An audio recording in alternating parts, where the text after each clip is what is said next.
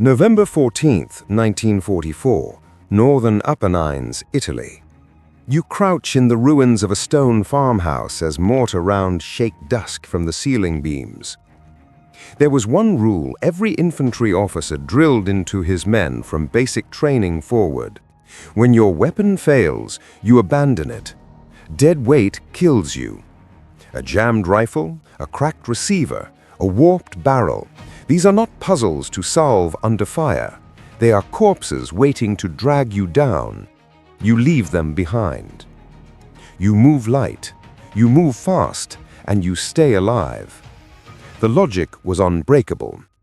In the mountains of Italy, where every ounce mattered, and German mountain troops could smell weakness from 1,000 yards, carrying a broken machine gun was suicide. Your lieutenant would tell you this himself. Your sergeants would agree. Even the replacement fresh from Fort Benning knew you don't haul 40 pounds of scrap metal when 400 enemy soldiers are closing in. But in November 1944, one corporal looked at that rule and decided it was wrong. His name was James Castellano, 22 years old, third-generation Italian-American from South Philadelphia. Before the war, he'd worked in his father's garage, rebuilding carburetors, welding exhaust manifolds, fixing things everyone else said were beyond repair. Jimmy didn't believe in beyond repair. He'd landed at Salerno in September 1943, fought his way up the boot of Italy for 14 months and earned his corporal stripes after Cassino. He was quiet, kept to himself. But when his Browning M1919 jammed during a firefight near Anzio, he'd field-stripped it under mortar fire and had it running again in 90 seconds. His platoon sergeant said he had a gift. By November 1944, the Italian campaign had become a grinding, forgotten war. While the world watched France and Germany, American and British forces clawed their way through the Gothic Line, a network of German fortifications stretching across the northern Apennines. Every mountain was a fortress. Every pass was a kill zone. On November 13th, Jimmy's company, part of the 85th Infantry Division, was ordered to seize a village called Monte Battaglia. The attack failed. A German counteroffensive hit them at dawn on the 14th, and the company shattered. Jimmy's platoon became separated during the retreat. 40 men became 20. 20 became 12. They reached the farmhouse, a stone ruin overlooking a narrow pass, just before German mountain troops encircled them. 3 sides blocked, one escape route behind them, but German patrols were already moving to cut it off. 12 men, 11 rifles, 1 Browning M1919 machine gun. And that's when Jimmy saw the crack. The receiver, the steel housing that held the gun's internal mechanisms, had fractured, probably from the mortar blast during the retreat. The barrel was warped, bent just enough to cause the gun to overheat catastrophically after a few seconds of fire. Worse, the internal sear, the part that controlled the firing mechanism, had come loose. Without it properly seated, the gun would either refuse to fire or fire uncontrollably until it tore itself apart. Lieutenant Morrison took one look and made the call. Ditch it. Take the ammo and move light. The others agreed. Carrying a broken gun made no tactical sense. They'd need speed to break through the German cordon before it tightened. Jimmy said nothing. He waited until the lieutenant moved to the northern wall to observe German positions. Then he knelt beside the M1919, opened his pack, and pulled out a torn undershirt, 2 canteen straps, and the adjustable wrench he'd carried since Salerno. He got to work. The farmhouse sat on a hillside, overlooking the only pass wide enough for vehicles. Below, Jimmy could see German mountain troops, Gebirgsjäger, moving into position. Experienced, disciplined. He counted at least 100 in the first wave. Radio chatter they'd intercepted earlier suggested the full force was closer to 400. 400 against 12. Jimmy knew the numbers. He also knew what would happen if they ran. The Germans would hunt them down in the open. Without automatic fire to suppress enemy movement, They'd be picked off one by one. He worked faster. Using the wrench, he carefully bent the receiver mount back into rough alignment. It wouldn't hold under sustained fire, but it might hold long enough. The barrel he couldn't fix. Warped steel doesn't straighten in the field, but he calculated the deviation. 3 degrees off axis. He'd have to aim low left to compensate. The sear was the real problem. Without constant pressure, it wouldn't engage properly. The gun would jam every few rounds. Jimmy studied the mechanism, then used the canteen straps to create a tension system. He wrapped them around the sear assembly and secured them to the frame with torn fabric and wire scavenged from the farmhouse. The straps would hold the sear in place, barely, but only if the gun fired in short, controlled bursts. 1 second maximum. Any longer, and the heat would warp the barrel further, the receiver would shear apart, or the whole assembly would seize permanently. When Lieutenant Morrison returned and saw what Jimmy had done, he stared. Will it fire? Jimmy fed a belt into the receiver, charged the weapon, aimed at a tree stump 200 yards downhill. He pressed the trigger. The M1919 roared. 1 second, 4 rounds. Then silence. Jimmy recharged. Fired again. 1 second, 4 rounds. Morrison watched the tree stump disintegrate. How many bursts? Enough, if we're smart. The lieutenant looked at the 12 men in the farmhouse, then at the Germans moving through the pass below. Okay, Corporal. It's your gun. Make it count. 1400 hours. November 14th, 1944. You are crouched behind the stone wall of the farmhouse, your hands wrapped around the grips of a machine gun that should not exist. The M1919 sits on its bipod, angled toward the pass. Beside you, Private Eddie Kowalski feeds the ammunition belt. Behind you, 10 more men wait with rifles. Below, 400 German soldiers prepare to end you. You can see them clearly now, gray-green uniforms moving through the pine trees. They're not rushing. They don't need to. They've surrounded the farmhouse on 3 sides, blocked the escape route north, and they know you're trapped. They're setting up mortar positions, establishing fields of fire. This is a textbook mountain infantry assault. You have 1 damaged machine gun. Morrison crouches beside you. When they come, hit the lead element hard. Make them think we've got more than 1 gun. You nod. Your plan is already forming. Short bursts, different angles. Create the illusion of multiple firing positions. The Germans don't know your gun is dying with every trigger pull. 1430 hours. The first assault begins. German mountain troops advance in a skirmish line, using the terrain for cover. 50 men. They're testing your strength, probing for weak points. You let them close to 300 yards. Then you fire. 1 second burst. The M1919 hammers, 4 rounds downrange. You see a German soldier drop. Another dives for cover. You shift position, move 3 feet left, fire again. 1 second, 4 rounds. The Germans halt. They heard 2 guns. They think you're stronger than you are. Kowalski feeds the belt without being told. Your hands are already hot from the receiver. The metal is warming faster than it should. Rifles crack from the farmhouse. Your men are disciplined, aimed fire, conserving ammunition. The Germans pull back.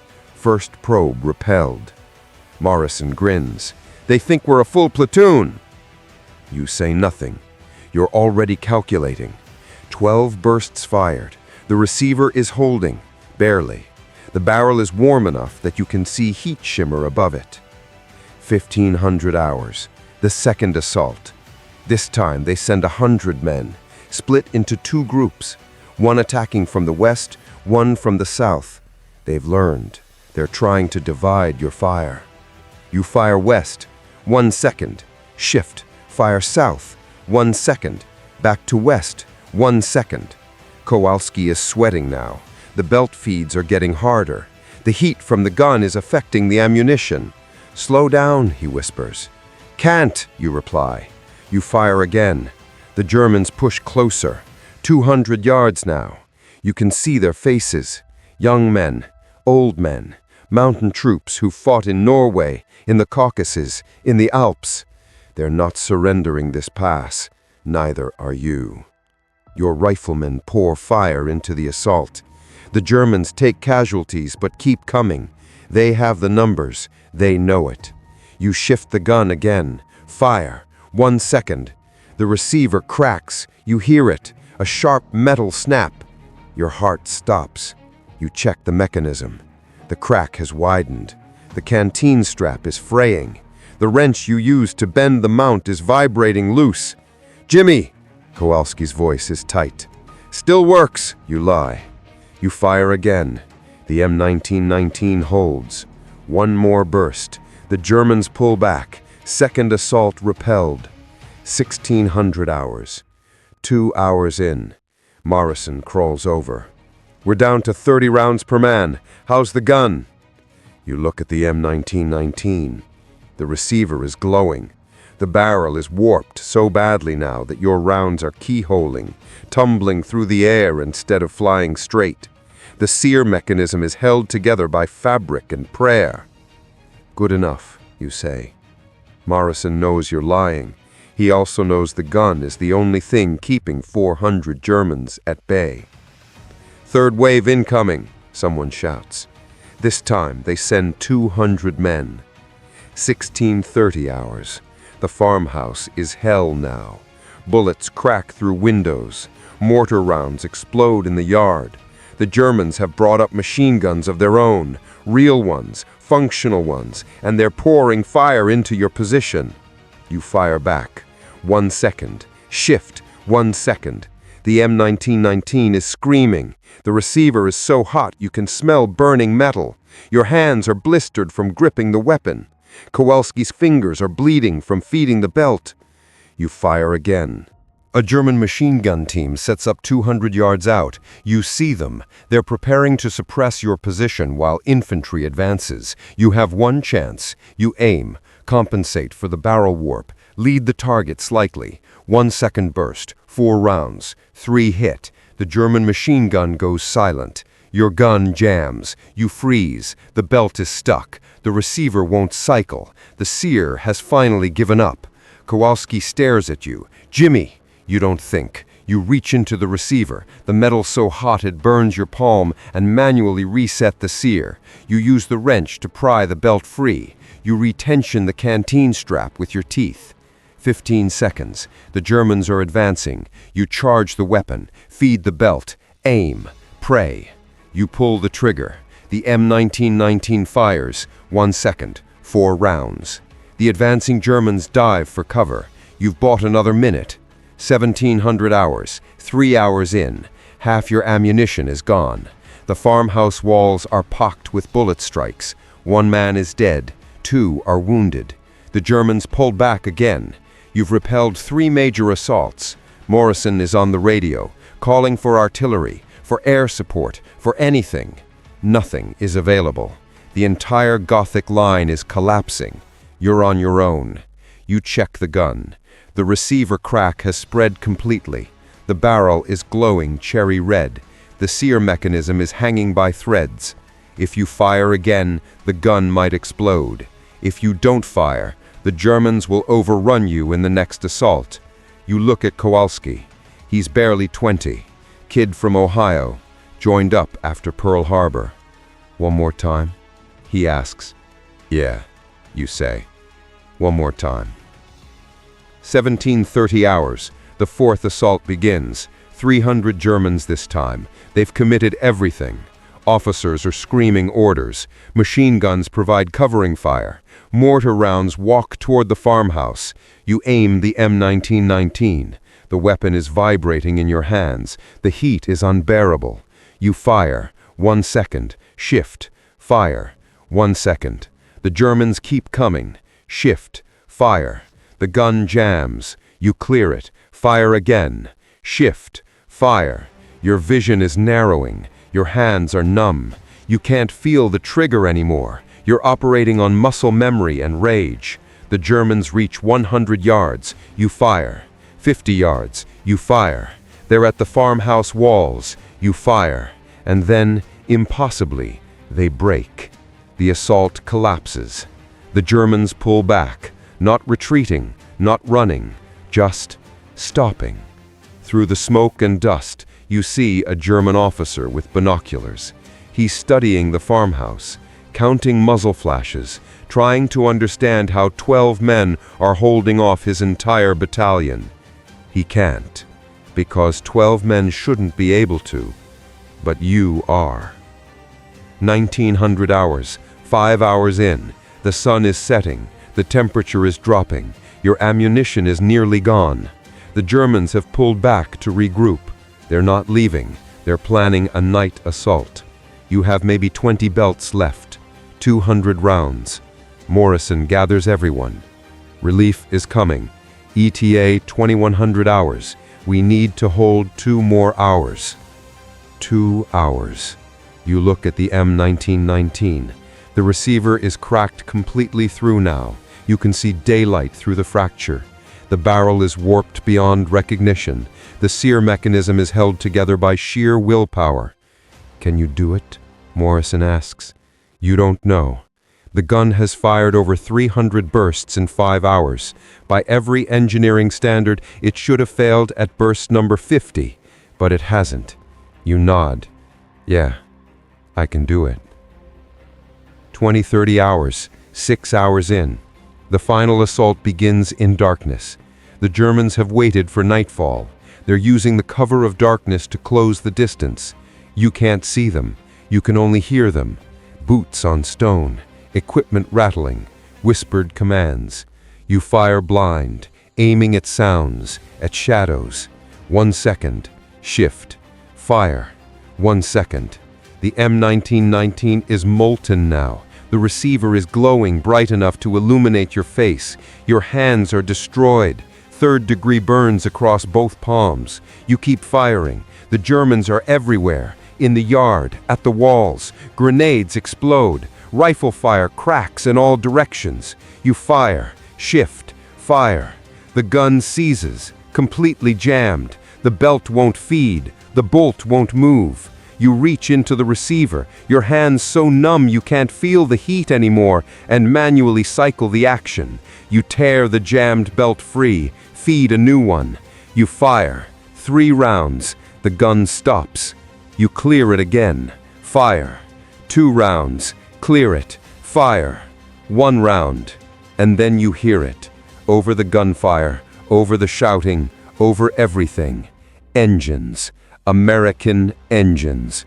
The relief column has arrived. Sherman tanks roll into the pass below. Their machine guns open up. Their main guns fire. The Germans scatter. It's over. When the relief force secured the farmhouse at 2100 hours on November 14th, they found 12 men still alive, 1 dead, 2 seriously wounded, the rest suffering from exhaustion, dehydration, and minor injuries. In the pass below, they found 114 German casualties, killed or wounded by rifle fire, and 1 Browning M1919 machine gun that should not have functioned. The German battalion commander, interviewed after the war, reported that he'd estimated American strength at 40 to 50 men with at least 3 heavy machine guns. He'd committed 400 troops to what he believed was a fortified company position. When he learned the truth, he refused to believe it. The M1919 itself was recovered, but never fired again. The receiver had fused shut from heat. The barrel was warped in 3 places. The sear mechanism was unrecognizable, just melted metal and burned fabric. Ordnance specialists who examined it later wrote in their report, "This weapon should have catastrophically failed after approximately 50 rounds. Evidence suggests it fired over 1,200 rounds. We cannot explain how it remained functional." But Jimmy Castellano could have explained it, if anyone had asked. He would have said, You don't abandon your weapon, you don't leave your men, you fix what's broken, and you hold the line. That's the only rule that matters.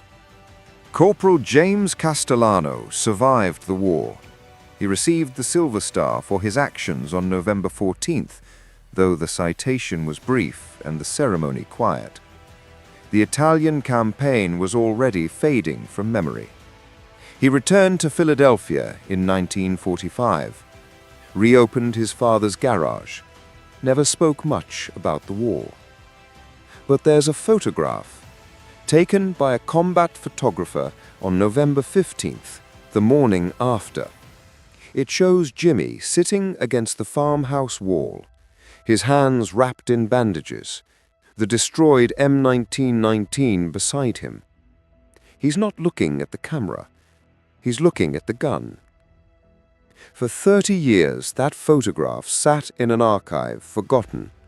In 1975, a historian researching the Gothic Line campaign discovered it. He tracked down Jimmy, now 53, still running his garage in South Philadelphia, and asked him what happened that day. Jimmy's answer was simple. I fixed the gun. The gun saved us. The historian pressed, how did you know it would work? How did you improvise the repair under fire? How did you keep it running for 6 hours? Jimmy shrugged. You just do. He died in 1993 at age 71. His obituary mentioned his Silver Star, but not the details. Most people who knew him had no idea what he'd done on that hillside in Italy. The other 11 men who survived that day are gone now.